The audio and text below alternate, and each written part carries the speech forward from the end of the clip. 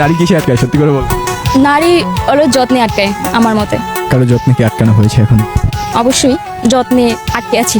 প্রিয় মানুষটা কি আছে? হ্যাঁ, প্রিয় মানুষ আছে। কত দিনের সম্পর্ক? 9 বছর।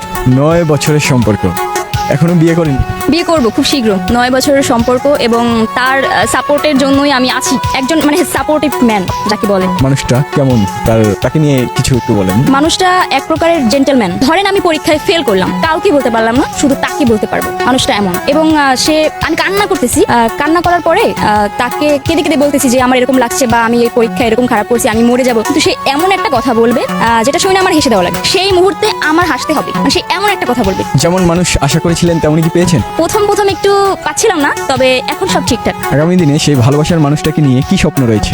স্বপ্ন বলতে স্বপ্ন তো অনেক থাকে, তবে উপরওয়ালারও কিছু চাওয়া পাওয়া থাকে। তবে স্বপ্ন এটাই যে দুইজনেরই সাকসেস, সুন্দর একটা সাকসেসফুল লাইফ চাচ্ছি। এই 9 বছর রিলেশন কিভাবে সম্ভব, টিকিয়ে রাখি?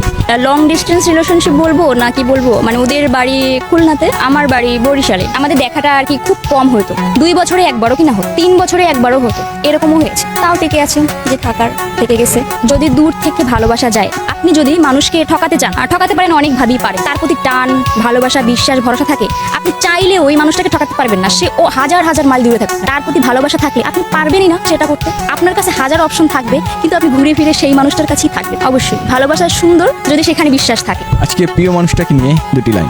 প্রিয় মানুষটাকে নিয়ে তো হাজার হাজার লাইন, 2 লাইনে কি আর শেষ হবে? আমি তোমাকে ঠকিয়ে থাকলেও ও কোনোদিন আমাকে ঠকায় না। আমি ভুল করলেও ও কোনোদিন ভুল করেনি।